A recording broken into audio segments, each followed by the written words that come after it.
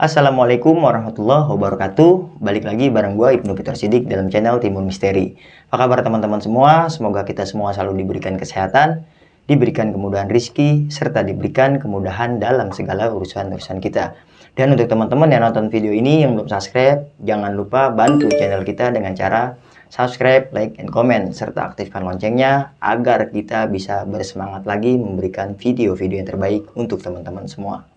Di segmen Kongkomis kali ini, gue tidak menghadirkan narasumber yang biasanya bercerita pengalaman misteri untuk kita semua.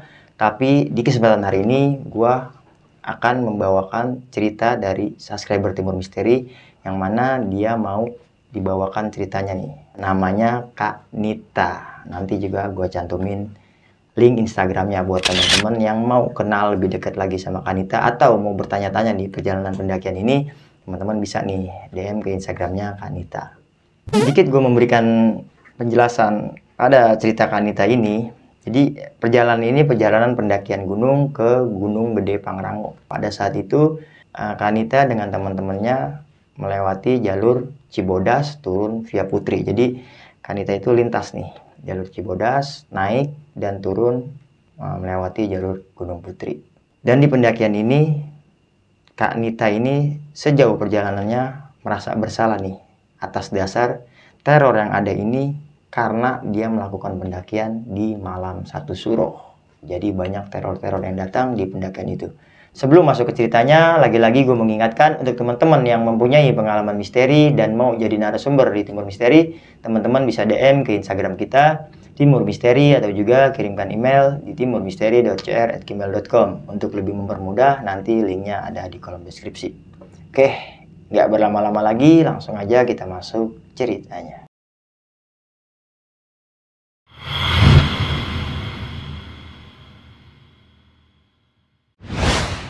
Itu kita ngedenger suara gamelan kayak ada pesta gitu kan di sana.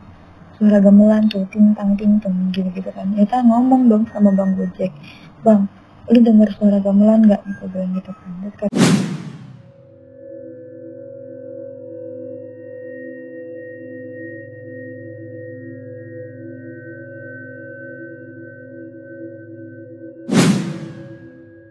Di perjalanan Teh Nita kali ini, salah satu temannya ada yang memberikan usul untuk melakukan pengibaran bendera di acara momen besar yaitu 17 Agustus.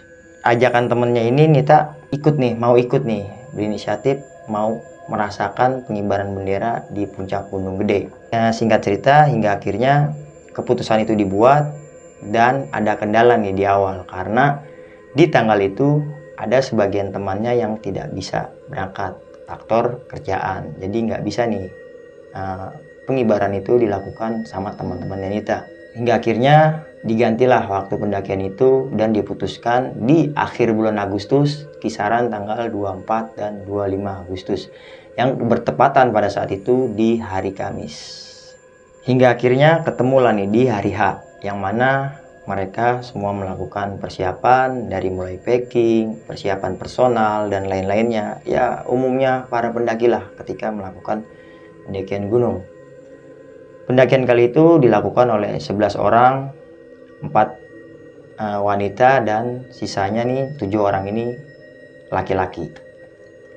Pendakian itu dilakukan di malam Jumat. Selepas Ba'da Isya, mereka semua berangkat ke Cibodas dengan mengendaраkan kendaraan bermotor. Singkat cerita, sampailah nih jam 2 pagi hari pada saat itu mereka sampai di Cibodas. Tapi mereka memutuskan pada malam itu untuk melakukan pendakian di pagi hari, sehingga mereka bermalam di base camp yang ada di area Cibodas. Mereka beristirahat, ada yang ngopi-ngopi kecil, ada yang ngobrol, ada yang juga yang kebanyakan kaum hawa itu pada tidur nih di BC itu. Singkat cerita, ketemulah di pagi hari yang mana mereka mau melakukan pendakian. Mereka semua berjalan melakukan pendakian. Ya, pendakian pada saat itu tidak ada kejanggalan nih, dirasa masih wajar-wajar aja lah. Mereka sampai ke pos 2. Nah, ketika sampai pos 3, kejanggalan itu mulai datang.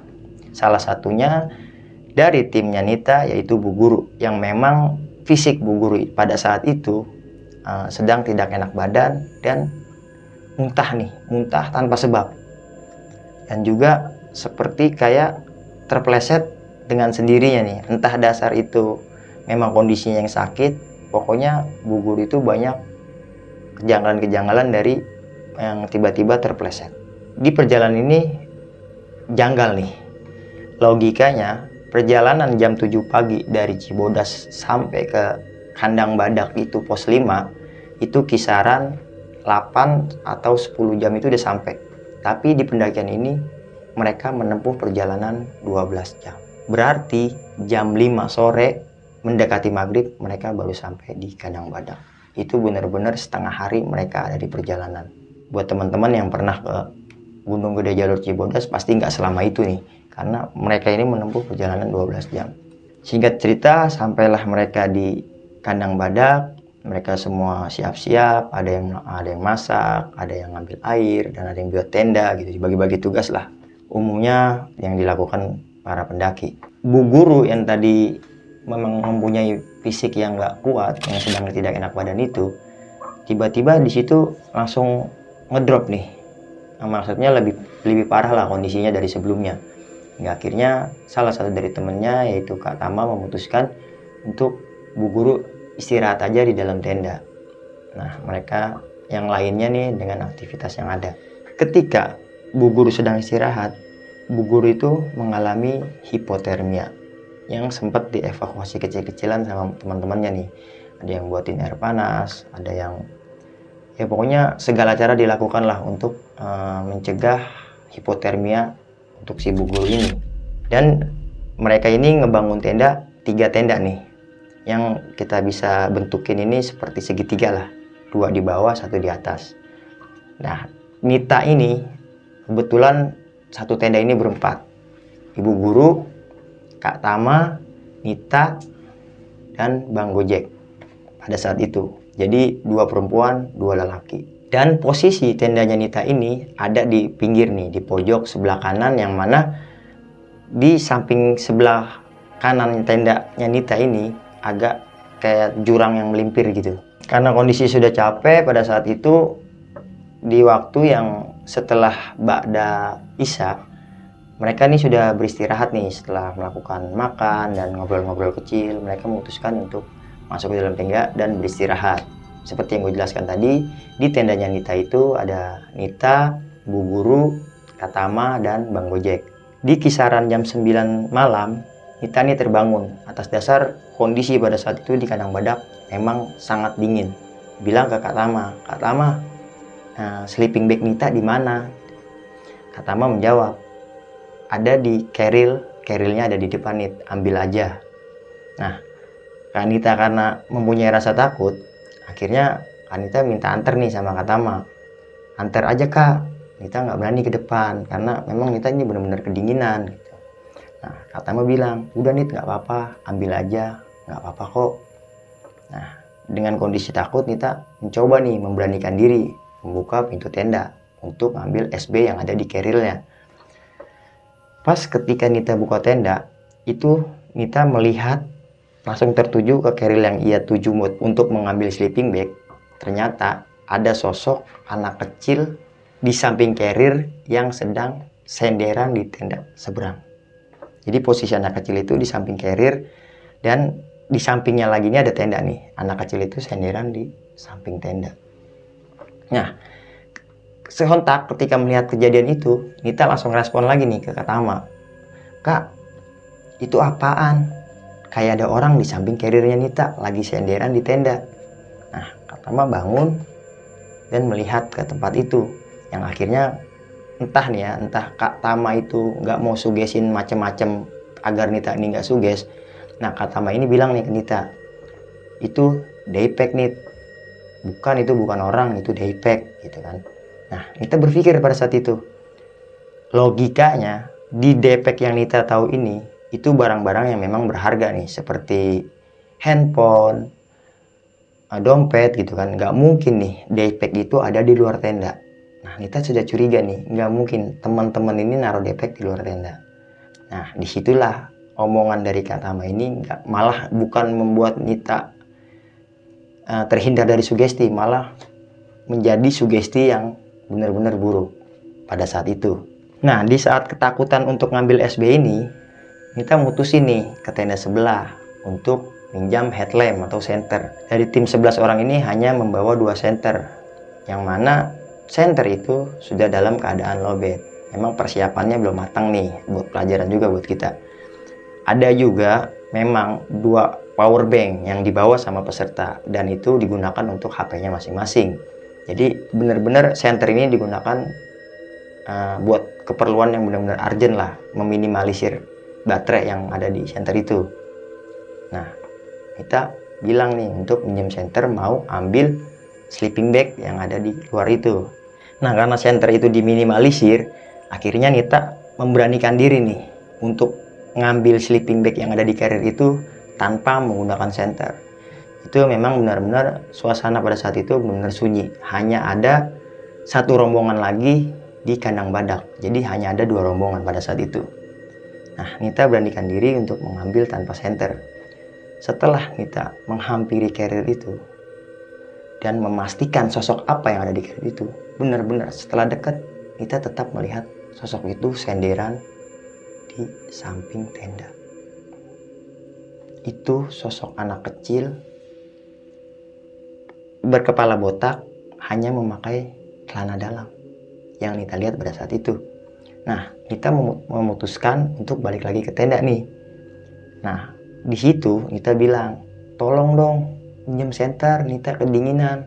Nita mau ngambil SP Nita, sleeping bag maksudnya. Nah, Nita balik lagi ke tenda dan mengusulkan untuk mempertegas nih, lagi-lagi Nita mau minjem headlamp. Nah, di situ ada Kak Rum yang Nita lihat masih beraktivitas di dalam tenda nih. Nah, Nita ngomong ke Kak Rum, Kak Rum, Nita minjem headlamp dong. Nah, Kak Rum balas nih pertanyaan Nita. Tak dulu nih, kakak lagi goreng. Takutnya gorengan kakak angus. Jadi mereka tuh nggak terlalu rapat nih tendanya.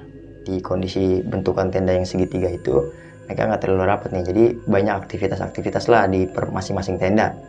Nah, Nita coba nih minta minjem headlamp ke Kak Rum, yang mana Kak Rum pada saat itu sedang goreng nih, takut gorengannya hangus. Jadi Nita menunggu headlamp itu dikasih sama Kak Rum. Nah, ketika menunggu headlamp itu, Nita lagi-lagi memastikan nih sama sosok yang ada di samping carriernya ini yang lagi senderan di tenda. Lagi-lagi sosok itu benar-benar terlihat lebih jelas. Itu benar-benar sosok anak kecil yang nggak ada ekspresi sama sekali. Nah, Nita mencoba nih ngasih ekspresi untuk si anak kecil ini. Nita coba berinteraksi dengan cara Nita ngedehem. Tapi lagi-lagi nggak direspon nih sama tuh anak. Itu anak kecil bener-bener datar dengan sambil senderan di samping tenda. Singkat cerita, keluarlah nih Kak Rum untuk ngasih headlamp. Nah, untuk yang kedua ini Nita sudah membawa headlamp nih untuk memastikan sosok yang ada di carrier itu sekaligus ngambil sleeping bag yang ada di dalamnya.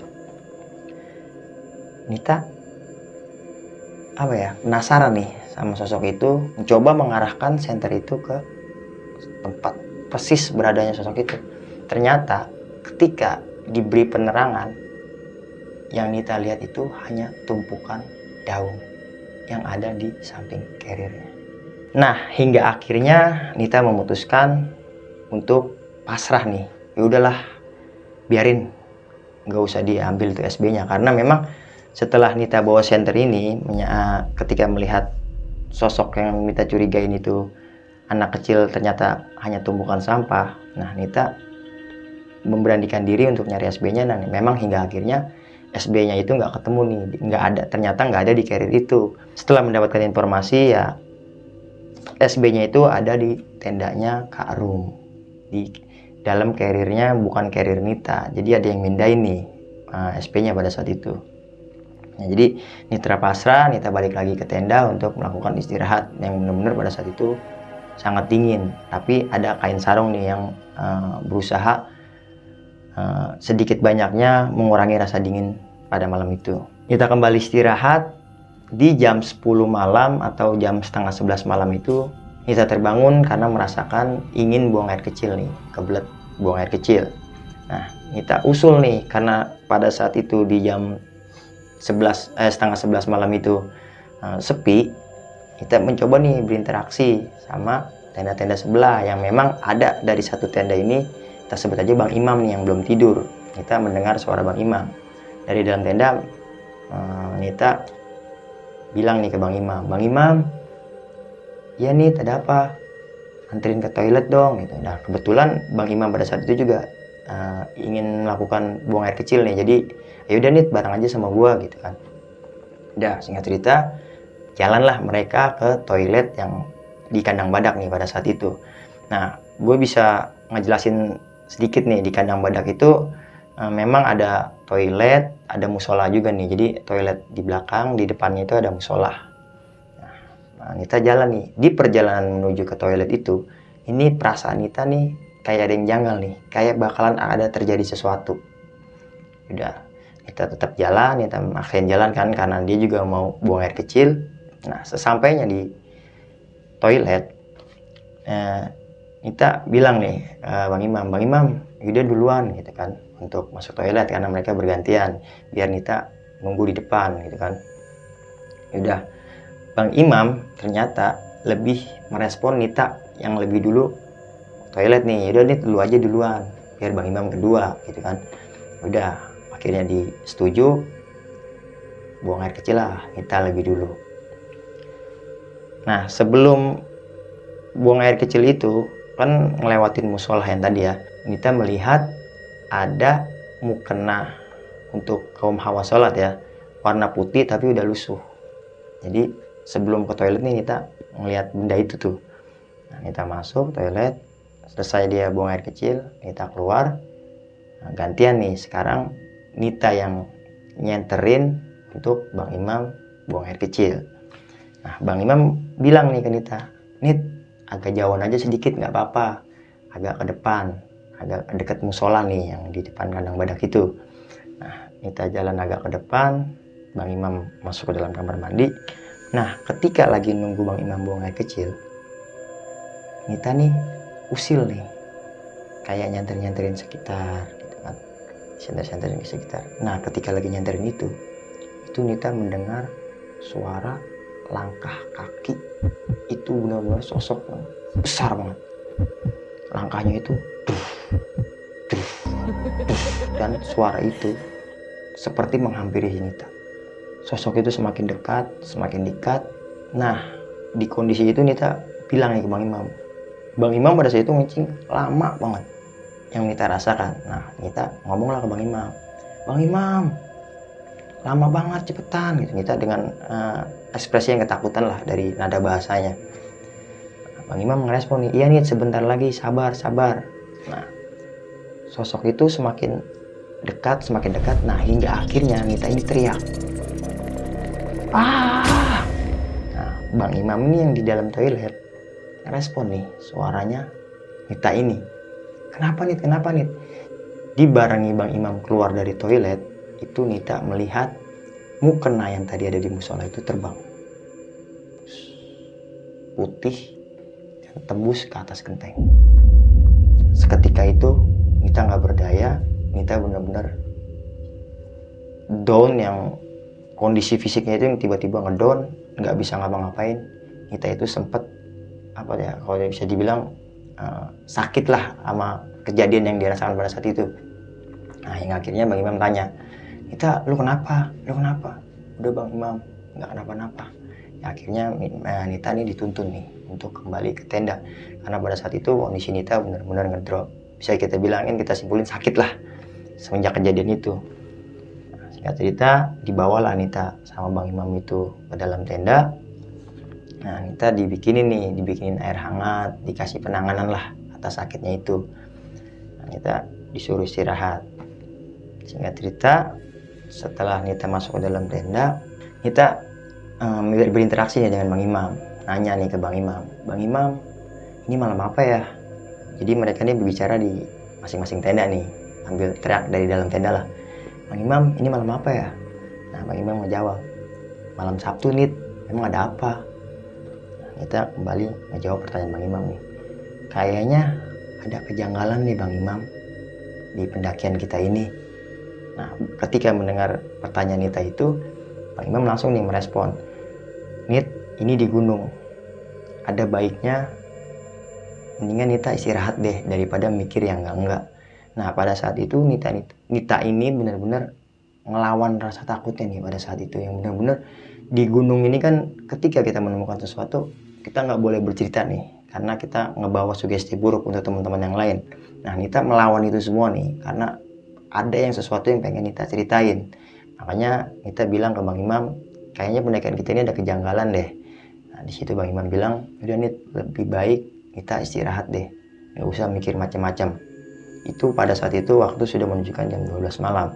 Di kondisi Nita yang ikut sarannya Bang Imam nih, lebih baik istirahat. Nah, Nita istirahat, mencoba buat tidur lah. Tapi seketika itu Bang Imam nih teriak nih dari tendanya, ya ampun. Nah, Nita ini ngerespon nih, ada apa Bang Imam? Nah, Bang Imam di sini bilang, ternyata sekarang malam 1 suruh.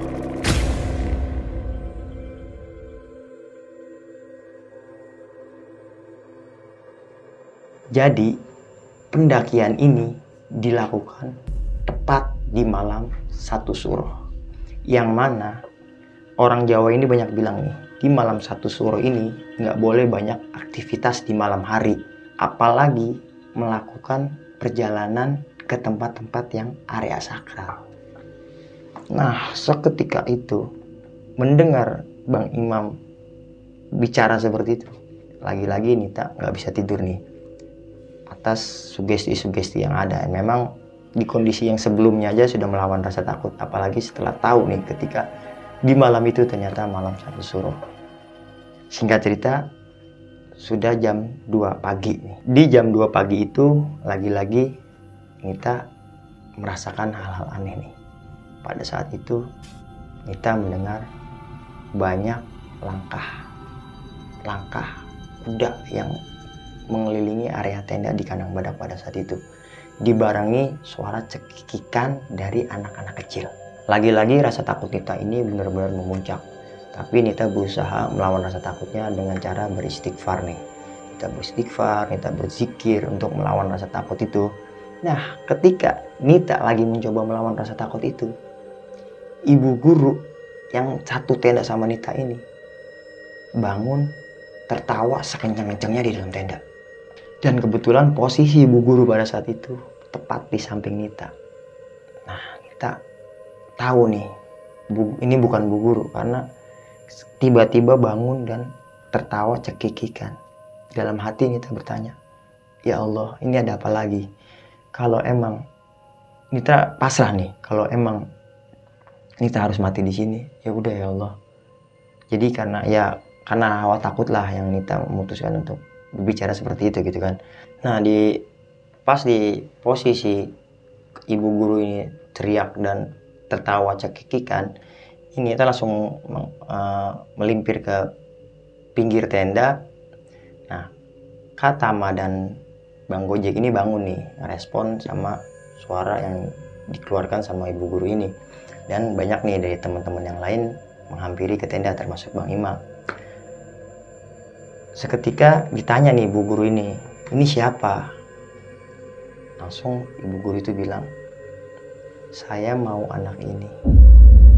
Kamu cantik, sambil menunjuk ke arah Nita. Seketika itu Nita merangkul Bang Imam nih, yang memang pada saat itu yang bertanya si ke bu guru ini Bang Imam. Nita merangkul Bang Imam, Nita nangis ketakutan dan bilang, Nita nggak mau. Nah, lagi-lagi ibu guru itu bilang, kamu cantik nak, aku sayang banget sama kamu. Kamu mau nggak jadi anakku? Nita histeris ketakutan, Nita nggak mau. Dan ibu guru itu bilang lagi, kamu di sini aja nak, bersama aku. Aku mau kamu di sini. Nita nggak mau. Nita mau pulang. Nita di sini cuma mau beristirahat, numpang beristirahat, gitu kan. Udah Bang Imam menenangkan Nita. Dan ketika di kondisi itu, di tenda sebelah Bang Kato mengalami hipotermia. Di malam itu benar-benar ada 2 insiden yang kejadian berbarengan.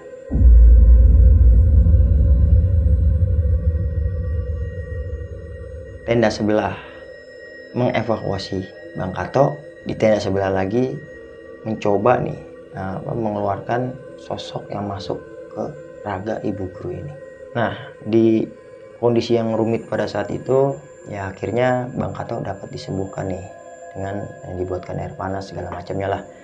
Kato bisa sadar, tapi ibu guru ini masih kondisi kesurupan nih, dan lagi-lagi berkata, saya nggak mau keluar dari tubuh ini. Saya nyaman di sini dan saya mau anak ini. Tapi sekarang dengan kondisi ibu guru ini merintih, seperti orang yang menangis. Nah, Bang Imam mencoba mengeluarkan nih, dibuatkanlah air yang dibaca-baca doa, diminumin ke ibu guru hingga akhirnya ibu guru tertidur nih, sadar dan tertidur. Tapi lagi-lagi Nita masih histeris nih sama kejadian itu. Ada apa nih sebenarnya sama Nita gitu, kesalahan apa yang Nita perbuat gitu. Nita kayak menyesali dan Nita sempat mikir, besok kita pulang aja, kita nggak usah memutuskan untuk lanjutkan perjalanan. Yang pada saat itu mereka berencana mau 1 malam lagi di Surya Kencana setelah melakukan summit dan camp lagi di Surya Kencana. Nah, Nita memutuskan ke Bang Imam, Bang Imam kayaknya Nita nggak bisa ikut melanjutkan perjalanan, Nita mau pulang, Nita takut, Nita mau pulang, Nita takut. Kata-kata itulah yang terlontar di ucapnya Nita. Tapi seketika itu Bang Imam ngasih minum nih, yang Nita tahu ini air ini udah dibacain doa juga nih sama Bang Imam, dikasihkan Nita. Entah kenapa setelah minum air itu Nita bisa tertidur nih. Nita tertidur, Nita istirahat. Singkat cerita, bangunlah di pagi hari nih untuk melanjutkan perjalanan. Karena Nita sudah mempunyai tekad kalau Nita nggak mau ikut, nah akhirnya banyaklah motivasi atau semangat dari teman-teman untuk tetap melakukan perjalanan. Nita tetap ikut untuk melanjutkan perjalanan. Dan akhirnya maulah Nita tetap melakukan perjalanan itu. Di pagi itu setelah mereka sarapan, siap-siap barang nih, kayak packing tenda dan beres-beres alat-alat, nah mereka bersiap untuk melakukan summit sekaligus melakukan perjalanan turun nih, karena mereka mau melintasi puncak dan turun Surya Kencana, turun di jalur putri. Jam 11 itu mereka jalan untuk melakukan summit. Nah, baru beberapa langkah mereka berjalan, seketika Kak Mur langsung ngeluh nih, kok kaki aku berat ya, ini benar-benar kaki aku nggak bisa diangkat gitu kan. Nah, salah satu cowok nih, Nita lupa nih siapa namanya, langsung bilang, itu Kak Mur ada yang ngelendotin anak kecil. Nah, Nita teringat nih sama sosok anak kecil yang dia lihat di carrier itu, yang ada di samping carrier nyenderin ke tenda. Nah, dijelasin nih, anak kecil kepalanya botak hanya memakai celana dalam itu bang. Nah, abang itu bilang, iya. Wah, Nita lagi-lagi ada apa ini? Sampai kaki Kak Mur ini dilendutin sama sosok anak kecil yang semalam Nita lihat. Ya, singkat cerita, Kak Mur diajak istirahat dan lagi-lagi dibacain doa dan akhirnya dikasih minum dan Kak Mur nih kembali pulih nih. Sakitnya Kak Mur itu bukan karena hal medis, melainkan dilendotin sama sosok anak kecil yang Nita lihat semalam. Singkat cerita, sampailah nih mereka di Surya Kencana. Nah, sesampainya Surya Kencana ini sudah siang menjelang sore nih. Nah, Nita berinisiatif karena sudah ada aktivitas yang bosan di area tenda, Nita berinisiatif ikut Bang Gojek nih, mau ngambil air di mata air Surya Kencana. Nah, memang posisi air di Surya Kencana itu agak sedikit di bawah, ke bawah gitu kan, belok ke kanan yang dekat bebatuan yang berbentuk goa itu. Yang pokoknya teman-teman yang pernah ke Surya Kencana tahulah posisi mata air itu berada. Nita jalan berdua Bang Gojek. Setelah sampai mata air di sore hari itu, Nita mendengar ada suara yang memanggil nama Nita. Nita, Nita. Nah, Nita teringat nih sama pesan orang tuanya, yaitu ibunya. Jadi semisal ada yang manggil, tapi Nita lu ngapain? Nah ada kata selanjutnya, mungkin itu benar manusia gitu, tapi ketika hanya memanggil nama, itu orang tuanya pernah berurusan kalau itu kembang lalang nih. Gue nggak tahu nih kembang lalang itu apa, pokoknya Nita pada saat itu dapat teringat pesan orang tuanya nih. Nah nggak boleh nih ngerespon panggilan yang mencurigakan seperti itu. Ya akhirnya kita abaikan lah suara itu. Dan di saat itu Nita ngomong nih ke Bang Gojek, Bang, karena kondisi Nita yang udah takut, Nita ngomong ke Bang Gojek, Bang, Nita duluan ya, Nita mau ke tenda nyamperin teman-teman. Nah Bang Gojek bilang, ya udah Nita tahu kan, Nita hati-hati aja. Perjalanan pulang setelah ambil air ini, dari mata air ke tenda, ini Nita sempat tersesat nih, karena jalan yang Nita laluin perjalanan pulang setelah ngambil air ini, itu jalanannya bercabang, dan Nita serasa hanya muter-muter di jalur itu. Padahal yang Nita rasakan jalan itu benar gitu. Ini jalan yang tadi dia lewati ketika berangkat ngambil air, tapi yang Nita rasakan itu jalannya berputar-putar, ketemu percabangan itu, ketemu percabangan itu lagi. Nah, di kondisi bingung itu, alhamdulillahnya nih Kanita ketemu Kak Mur yang lagi foto-foto di Surya Kencana. Nah, Kak Mur bilang nih, Nit ngapain? Nah, itu yang Kak Mur lihat, Nita itu kayak orang bingung.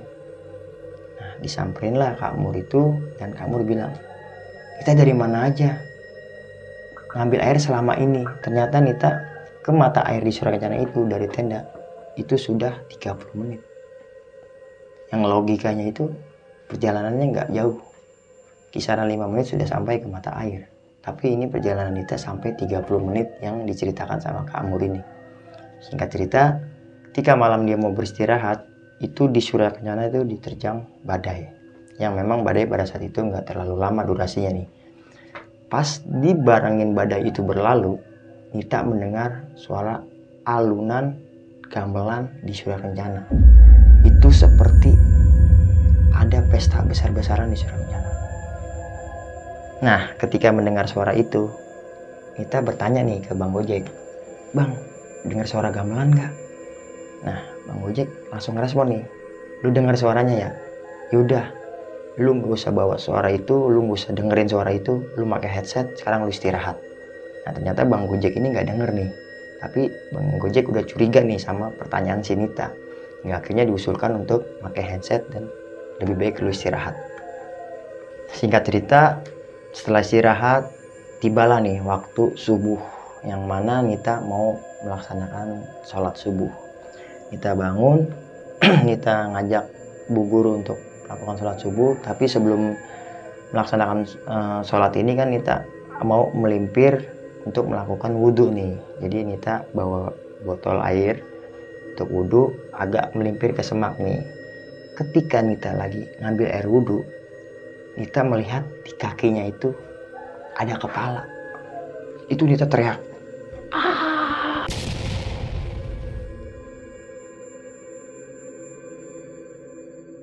Nita langsung lari ke tenda dan Nita bilang, nggak mau wudhu, nggak mau wudhu, Nita mau tayamum aja. Jadi Nita ini mengusulkan untuk tayamum aja nih. Nah ternyata Bu Guru ini nggak ngelihat nih apa yang dilihat Nita. Jadi hanya Nita seorang lah yang lihat kepala itu ada di kaki Nita. Nah Nita, karena Nita sudah ketakutan sama penemuannya itu di subuh hari itu. Nah Nita ngusulin untuk tayamum aja nih, nggak wudhu menggunakan air. Nah sholatlah Nita sama Bu Guru ini di pagi itu untuk melaksanakan sholat subuh berjamaah. Nah singkat cerita, sampailah di pagi hari, mereka sarapan dan mereka mempunyai target bahwasanya jam 7 pagi ini mereka harus melakukan perjalanan turun. Jadi Nita ini, style Nita ya, Nita ini pakai celana panjang iya, pakai rok iya, pakai gamis yang model blazer gitu. Jadi Nita tuh stylenya seperti itu. Nah Nita turun, jadi Nita ini di pertengahan jalan di pos 3 ini, Nita pengen buang air kecil nih. Nah Nita, jadi posisinya nih dari rombongannya Nita ini kebagi dua, ada yang di depan, ada yang di belakang. Nah Nita gabung sama rombongan belakang nih. Ketika di pos 3 ini Nita mau buang air kecil nih, jadi Nita agak lebih dulu nih dari tim yang belakang.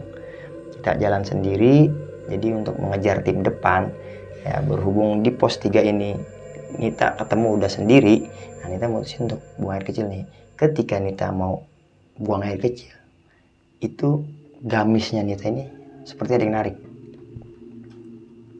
Nah, jadi Nita ngeliat nih ke belakang gitu kan, siapa sih yang narik gamisnya. Pas dilihat ini ternyata nggak ada orang, itu hanya Nita seorang diri di situ. Nah, karena Nita takut nih, yang tim depan sudah jauh, tim belakang masih lama, karena memang tim belakang ini emang udah bilang nih kita nggak usah buru-buru.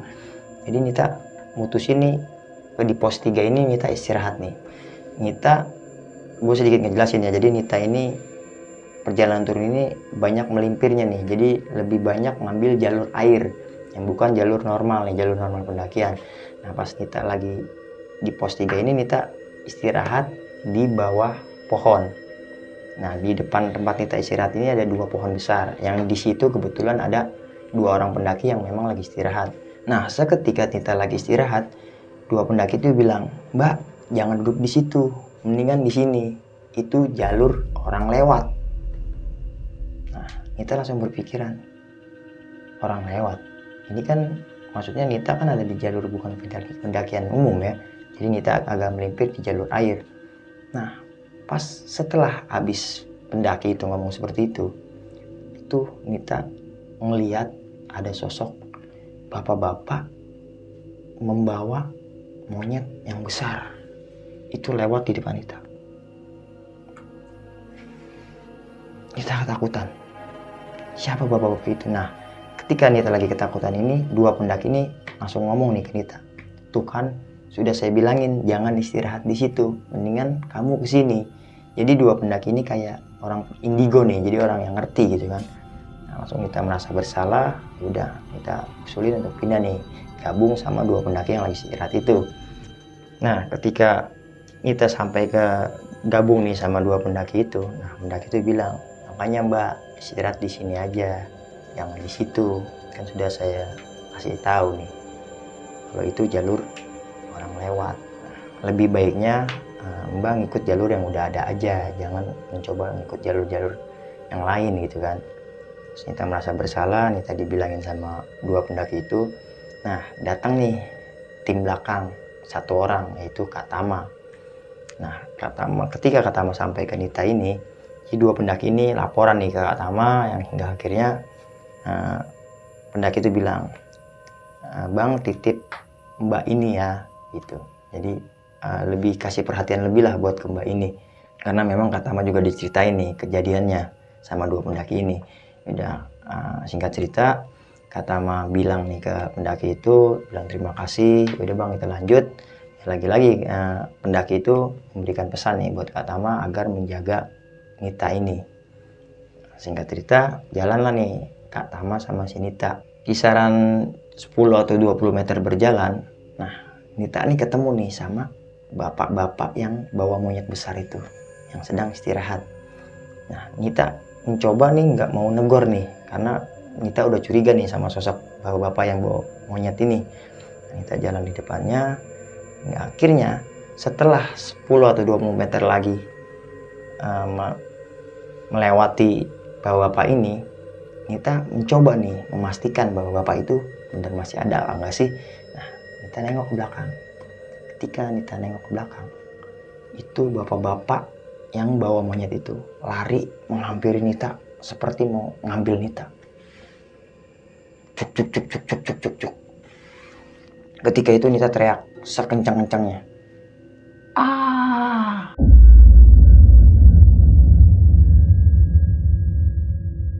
Teriakan Nita ini menjadi pusat perhatian nih. Memang pada saat itu ada beberapa pendaki di situ. Jadi mereka ini ngerespon nih teriakan si Nita dan menanyakan, "Ada apa Mbak? Ada apa Mbak?" "Itu ada bapak-bapak, ada bapak-bapak." Ternyata pendaki yang lain nggak melihat bapak-bapak yang bawa monyet itu. Lagi-lagi Nita di situ ngedrop karena kejadian ini. Nah, Nita diistirahatkan, Nita dikasih penanganan lah sama teman-temannya, dan di situ juga sudah bertemu kembali nih sama rombongannya.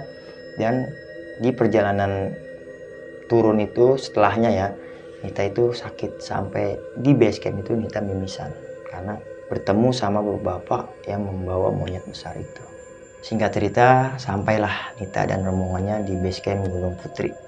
Ya, lagi-lagi nih di situ mereka beres-beres untuk melakukan bersih-bersih, saling cerita. Ya, ternyata di perjalanan ini dilakukan di mana yang nggak boleh banyak orang itu berkeliaran keluar rumah dan melakukan kunjungan di tempat-tempat yang sakral. Jadi ada kesalahan lah yang menurut Nita ini sempat pasrah nih di perjalanan ini. Oke, buat teman-teman, kiranya itu yang bisa gue ceritakan. Dan buat Nita nih, sebelumnya gue mohon maaf apabila cara pembawaan gue yang belum bisa, karena inilah gue pertama kali ngebawain cerita dari teman-teman nih. Ya mohon dimaklum adanya, dan ya lagi-lagi gue juga masih dalam tahap belajar, yang mana teman-teman semoga bisa maklum lah apa adanya. Nah, dari perjalanan ini kita bisa ambil pelajaran dan ambil sisi positifnya dan buang sisi negatifnya, karena ya memang hal gaib itu ada dengan penemuan yang beda-beda. Oke, sebelum gue tutup video ini, buat teman-teman gue mengingatkan, bantu channel kita dengan cara subscribe, like, and comment, serta aktifkan loncengnya agar tidak tertinggal dari video-video terbaru Timun Misteri. Kiranya itu aja yang bisa gue sampaikan pada kesempatan kali ini. Kurang dan lebihnya gue mohon bukakan pintu maaf yang seluas-luasnya. Akhir kata, gue Ibnu Fitra Siddiq pamit undur diri. Wassalamualaikum warahmatullahi wabarakatuh.